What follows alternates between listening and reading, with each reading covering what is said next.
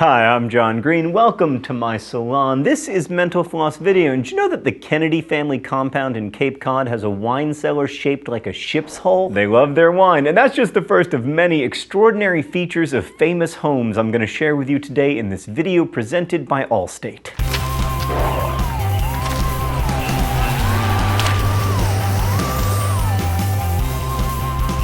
Lots of people know about the tiny zoo at California's Playboy Mansion, which also houses a pet cemetery. Fewer people know that the house also has two well-established forests of tree ferns and redwoods, and rather oddly, a wishing well. Speaking of which, the original one-building Playboy Mansion in Chicago, first opened to partiers in 1966, had a basement bar with views through the glass wall of a swimming pool, as well as a rotating bed kitted with lights, music, and multimedia gadgetry that would have made James Bond blush. Also, there was a plaque on the door reading "Si non ocelas noli tintinare," roughly translating to, "If you don't swing, don't ring." Biltmore House in North Carolina has special accommodations for bachelors too, but probably not up to Hef standards. Finished in 1895, the Gilded Age home of George Washington Vanderbilt II included a richly decorated billiard room where both men and women could mingle, but the secret doors on either side of the fireplace and the bachelors' quarters beyond were strictly men-only zones. Newspaper tycoon William Randolph Hearst spent 28 years building his California castle, or actually,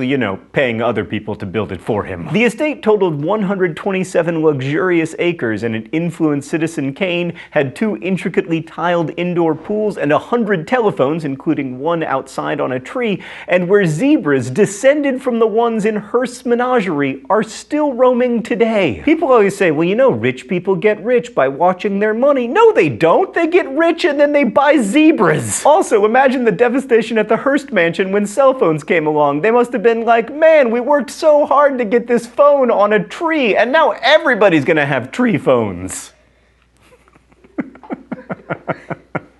Speaking of screen history, the first ever televised Yule log aired in 1966 on New York City station WPIX, and the 3-hour program looped together 17 seconds that had been shot using Gracie Mansion's new fireplace. That fireplace had recently been brought over from the Bayard House in the West Village, and it's believed that Alexander Hamilton died in front of it. And now Aaron Burr is the villain in his history. He should have known that the world was wide enough for both Hamilton and him. Sarah Winchester, widow and heir to the Winchester Repeating Arms Company fortune, spent close to 4 decades tweaking her house, supposedly to help keep haranguing ghosts of persons killed by Winchester guns at bay. By the time of her death, she'd driven the local economy for years and had contractors put in 160 rooms, 2,000 doors, 10,000 windows, 47 stairways, and lots of secret passages and fake hallways for giving spirits the slip. Buckingham Palace has underground tunnels leading to the Houses of Parliament and elsewhere, but the Queen can make discreet exits inside the palace too. In the White Drawing Room, there's a secret door leading right to the Queen's private apartments. The site of Michael Jackson's Neverland Ranch doesn't have the rides and attractions of its heyday, but the small-gauge Neverland Railroad is still chugging along.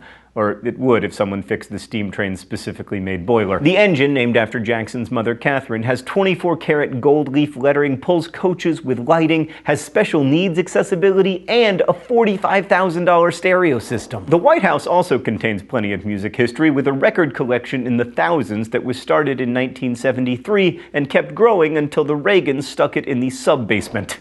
Apparently they didn't love music. Among other things, there's also a nuclear blast-proof control center, a 1-lane bowling alley, and a fully equipped dentist's office for the president and family. Peacefield in Massachusetts was the longtime home of the presidential Adams family, and they were some bookish folk. John Quincy Adams, the U.S.'s 4th commander-in-chief, arranged for the construction of the house's aptly named Stone Library so that there would be a fireproof place to store the family's collection of documents, letters, and over 14,000 books. Franklin Delano Roosevelt was a big-league reader and collector too. Springwood Estate, the home where he was born, lived, and is buried, boasted a library with over 14,000 books and hundreds of bird specimens, thousands of different coins, naval paintings, and lithographs, and more than 1 million stamps. Henry VIII's Hampton Court Palace ran the gamut of available luxury at the time, including the supposedly stunning secret apartments of Jane Seymour and Anne Boleyn, the foundations for which were only recently discovered. It also houses a seriously cut cutting-edge 16th century astronomical clock that still works and can tell time, date, moon age, zodiac phase, and hour of high water at London Bridge. But can it count my steps? I don't think so. When designing the Poplar Forest mansion for his planned retirement, Thomas Jefferson was obsessed with light. The windows in the octagonal home come in several different sizes and are arranged throughout the house according to a formula Jefferson worked out